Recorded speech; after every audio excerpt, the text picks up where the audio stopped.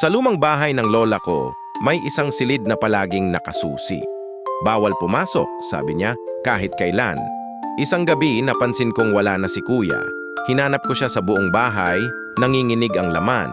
Napadpad ako sa harap ng misteryosong pinto. Bukas ito, tila may imbitasyon na hindi ko dapat tanggihan. Pumasok ako. Malamig at madilim ang loob. Walang laman kundi alikabok at amoy ng lumang kahoy. Tinawag ko si kuya, walang tugon.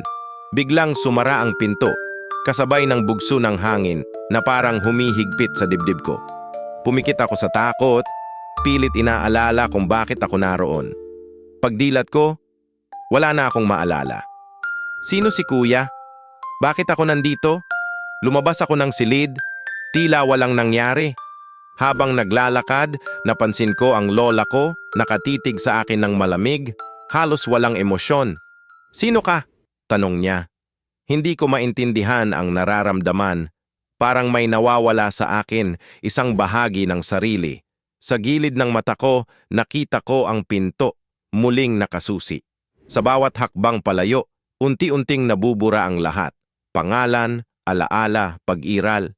Sa bahay na iyon, hindi lang tao ang nawawala. Pati ang kanilang bakas.